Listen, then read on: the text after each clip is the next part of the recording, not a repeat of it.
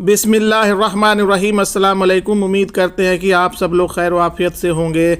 आप लोगों से मोतबाना गुजारिश है कि हमारी इस वीडियो को मुकम्मल तरीके से समझने के लिए इसे आखिर तक ज़रूर देखें और हमारे चैनल को लाइक और सब्सक्राइब करना बिल्कुल ही न भूलें और पास में दिए गए बेल आइकॉन बटन को भी प्रेस कर दें ताकि हमारी अगली इस तरह की आने वाले वीडियो की नोटिफिकेशन आप लोगों तक बआसानी पहुंचती रहे। पेश खिदमत है मेरे प्यारे दोस्तों, काफ़ी अरसा पहले एक मुल्क पर बहुत खूबसूरत बादशाह की हुकूमत थी। उस बादशाह का नाम मेंडिस था। उस बादशाह के पास बेहिसाब सोना था जिससे वो शहरों के शहर ख़रीद सकता था। वो अपने सोने को जान से भी ज़्यादा चाहता था। किसी को भी नहीं पता था कि उसके पास इतना सोना कहाँ से आता है। बादशाह अपना सारा सोना महल के तह खाने में रखा करता था। वो हर रोज़ वहाँ जाता था और सोने की असरफियाँ और सोने के ईंटों को गिनता रहता था। रानी बादशाह की उस हरकत को देखती और उसका मजाक उड़ाती थी और कहती थी, बादशाह सलामत, रोज़ रोज़ अपना सोना मत गिना कीजिए, अगर ये कुछ घट भी गए तो क्या फ़र्क पड़ता है। बादशाह कहता, आप इस तरह मजाक कैसे उड़ा सकती हैं? आपको अंदाज़ा भी है कि यह सोना कितना बेशकीमती है। ज़रा गौर से देखिए उस हार को जो आपने पहना है, क्या यह खूबसूरत नहीं? देखिए कितना चमक रहा है। रानी बोली, जी हाँ, यह वाकई बहुत खूबसूरत है। भले ही यह बेशकीमती हो मगर हमारे लिए तो खुशियाँ नहीं खरीद सकते। बादशाह बोला, यह मेरे लिए खुशियों का बास है। तुम कभी नहीं समझोगी, भला उससे भी खूबसूरत कोई चीज़ हो सकती है दुनिया में। रानी बादशाह की बात से इत्तफाक नहीं करती थी मगर वो जानती थी कि बादशाह से बहस करने का कोई फ़ायदा नहीं। बादशाह की सोने की चाह दिन ब दिन बढ़ती जा रही थी। उसको सोने से इतनी मोहब्बत थी कि उसने अपनी बेटी का नाम मैरी गोल्ड रख लिया। मैरी गोल्ड बहुत ही जिंदा दिल थी, हर छोटी चीज़ में खूबसूरती देख लेती थी। वो हमेशा अपने अब्बा से कहती, अब्बा जान, ये देखिए कितने खूबसूरत फूल हैं, देखिए शबनम कैसे घास पर चमक रही है। बादशाह कहता, फिर भी यह सोने जैसा चमकदार नहीं है। बेटा, आप नहीं समझोगी, अपनी माँ की तरह मेरी गोल्ड भी नहीं समझ पाई कि सोना फूल से ज़्यादा हसीन कैसे हो सकता है। यूं ही वक्त गुजरता गया। अब बादशाह अपना ज़्यादातर वक्त अकेले तहखाने में गुजारने लगा। वो अपने सोने को बार बार गिनता और गिनता रहता। एक दिन सिपाही बादशाह की मुलाकात कराने के लिए एक अजनबी शख्स को लेकर दरबार में हाजिर हुआ। वो शख्स बहुत ही सादा सा लिबास जेब तन किए हुए था। बादशाह ने यह भी देखा कि उसके पैरों में कोई चप्पल नहीं थी। बादशाह ने पूछा, कौन है ये शख्स? आली जनाब, यह शख्स हमें सड़क पर भटकता हुआ मिला। उसने कहा, मैं भटक गया हूँ, मेरे पास रिहाइश की कोई जगह नहीं। हो सकता है यह आदमी हमारे शहर का न हो। तुमने ठीक कहा, यह भटक गया है। उसके रहने का इंतज़ाम करो और जब तक उसका घर न मिल जाए यह हमारा मेहमान रहेगा। दिन गुजरते गए। बादशाह सिर्फ इतना जानता था कि खामोश बूढ़ा शख्स एक अजनबी है। बादशाह को उस बात का बिल्कुल भी इल्म नहीं था कि यह जंगल के जिनों का दोस्त है। बहरहाल उस शख्स का शाही तरीके से ख्याल रखा गया। उसे सब कुछ मुहैया हो जाता जिसकी वो मांग करता था। कुछ हफ्तों बाद सिपाहियों ने उसके घर का पता लगा लिया। उस मेहमान को अपने घर रुखसत होने का वक्त आ गया। उसी रात बादशाह तहखाने में सोना गिनने में मसरूफ था। तभी अचानक वहां जंगल का जिन नमूदार हुआ। बादशाह उसे देखकर बहुत हैरान हुआ और बोला कि तुम कौन हो और यहाँ किस लिए आए हो? जिन बोला, मैं जंगल का जिन हूँ मेंडिस, आप मेरे नाम से कैसे वाकिफ़ हैं? बादशाह और ज़्यादा हैरान होकर बोला, क्या आप मेरा सोना चुराने आए हैं? जंगल का जिन हंसा और बोला, मैं सोने का क्या करूँगा, यह मेरे किसी काम का नहीं। मैं तुम्हें शुक्रिया कहने आया हूँ। किस बात का शुक्रिया? वो बूढ़ा शख्स मेरा दोस्त है जिसका तुमने बेहतरीन ख्याल रखा।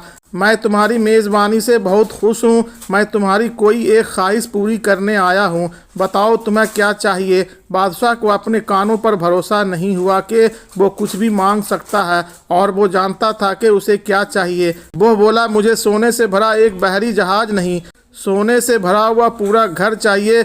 नहीं, यह भी काफ़ी नहीं। मुझे पता है मुझे क्या चीज़ खुश रख सकती है। मुझे सोने की चुभन दे दो।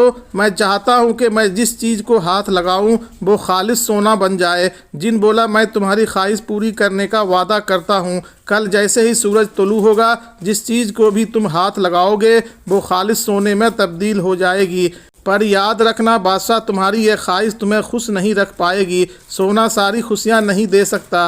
बादशाह हंसा और दिल ही दिल में बोला, इस जंगल के फरिश्ते को सोने की कीमत कैसे पता चलेगी। मैं अब सारी दुनिया का सबसे अमीर और खुशहाल शख्स बन जाऊंगा। बादशाह खुशी के मारे सारी रात सो नहीं पाया। वो शिद्दत से सुबह होने का इंतजार कर रहा था। सुबह हुई, बादशाह बहुत बेताब था यह जानने के लिए कि उसके छूने से चीज़ें सोने में तब्दील होती हैं या नहीं। उसने अपने बिस्तर को हाथ लगाया तो वो सोने में तब्दील हो गया। फिर बादशाह हर उस चीज़ को छूने लगा जहाँ तक उसका हाथ जा सकता था। अब मुझे अपना सोना छुपाने की ज़रूरत ही नहीं। बादशाह बड़बड़ाते हुए बोला, चलो बाहर चलते हैं, पूरी जगह को सोने में तब्दील करते हैं। बादशाह बड़बड़ाते हुए बाहर निकल गया और वो जिस चीज़ को भी छूता जा रहा था वो सोने में तब्दील होती जा रही थी। फिर वो बाग में जा पहुंचा और हर एक दरख्त को और हर एक पौधे को छूकर सोने का बना दिया। मैं जगह जगह भागकर थक गया हूँ। मेरे पास तो पूरी सल्तनत बाकी है सोने में बदलने के लिए। मुझे अपनी सल्तनत को देखना होगा कि मैं किस तरह हर चीज़ को सोने में तब्दील कर देता हूँ। लेकिन अभी मुझे भूख लगी है, पहले कुछ खाना खा लेता हूँ। बादशाह यह कहता हुआ वापस महल चला आया। दस्तरखान पर बहुत से खाने सजे हुए थे सिर्फ बादशाह के लिए, और जैसे ही बादशाह ने पानी पीने के लिए गिलास को हाथ लगाया तो वो सोने में तब्दील हो गया।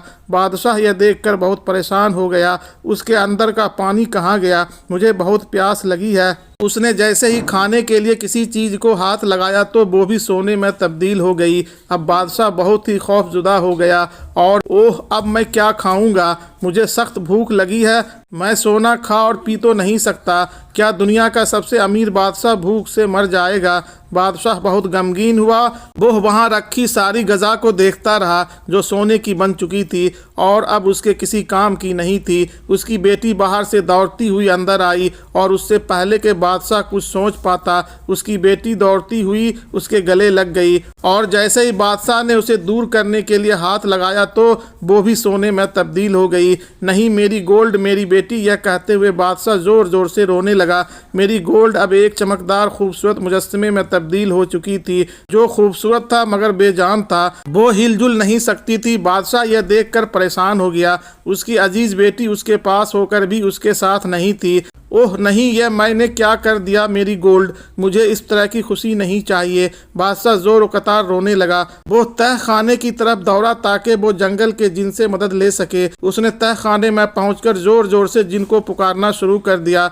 चंद ही लम्हों बाद वही जंगल का जिन नमूदार हुआ और बादशाह को मुखातिब होकर बोला, क्या मसला है? तुम निहायत गमगीन नजर आ रहे हो। अभी तो कुछ ही वक्त गुजरा है तुम्हारी ख्वाहिश को पूरा किए हुए। क्या तुम्हारी कोई दूसरी ख्वाहिश है? मैं आपके सामने माफ़ी की भीख मांगता हूँ। ऐसी खुशी किसी काम की नहीं जो मुझे मेरी बेटी से जुदा कर दे। मैं उन चीज़ों का क्या करूँगा जो खालिस सोने की बनी है? मैं उन्हें खा भी नहीं सकता। मैं सोने के पानी का क्या करूँगा जो मेरी प्यास नहीं बुझा सकता? मेरी असली खुशी तो मेरी बेटी है, पर अब वो कुछ बोल नहीं सकती। मैं ऐसे खालिस सोने का क्या करूं जिसने मेरी बच्ची के मुस्कान छीन ली? मेहरबानी करके मेरा सारा सोना ले लीजिए, मेरा सब कुछ ले लीजिए। बस मेरी बेटी, मेरी गोल्ड मुझे लौटा दीजिए। अब मैं समझ गया हूँ सोना सारी खुशियों को खरीद नहीं सकता। जिन बादशाह की बात सुनकर बोला, आए बादशाह, तुमने आज एक असल हकीकत समझ ली। सोना एक दिन चला जाएगा।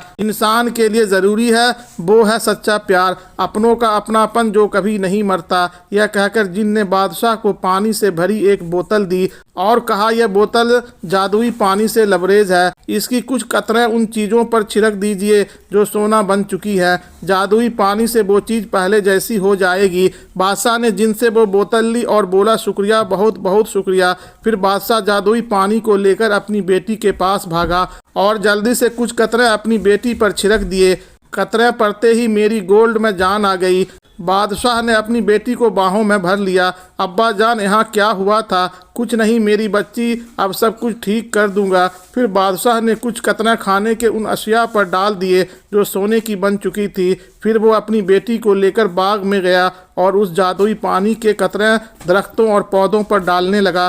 बादशाह ने पहली बार कुदरती मनाजिर को दिल से महसूस किया। सारी चीज़ों को अपनी असली कुदरती शक्ल में तब्दील करने के बाद बादशाह अपनी बेटी और बीवी के साथ नाश्ते की मेज़ पर रखी हुई वो अशिया खाने लगा जो वहाँ मौजूद थी। उससे पहले बादशाह को नाश्ता इतना लजीज पहले कभी नहीं लगा था। उसने बहुत सा पानी पिया और अपनी प्यास को बुझाया। बादशाह की बेटी और उसकी बीवी दोनों उस नज़ारे को देखकर हैरान हो रही थी। अब बादशाह ने सोना गिनना बंद कर दिया था जो उसने तह खाने में महफूज कर रखा था। अब वो अपना वक्त अपनी बेटी और बीवी के साथ गुजारने लगा। वो अपने एतराफ़ में मौजूद छोटी सी छोटी चीज़ों का लुत्फ़ उठाने लगा। अब वो दुनिया का सबसे अमीर तरीन इंसान बन चुका था। प्यारे दोस्तों, कहानी अगर आपको अच्छी लगी हो तो कमेंट सेक्शन में अपनी राय का इजहार ज़रूर से ज़रूर करें और हमारे वीडियो को लाइक और सब्सक्राइब करना बिल्कुल ही न भूलें और हमारी इस वीडियो को अपने दोस्तों और रिश्तेदारों में ज़्यादा से ज़्यादा शेयर करें ताकि उन लोगों तक हमारी ये वीडियो बआसानी पहुंच सके। अस्सलाम वालेकुम, अल्लाह हाफिज़।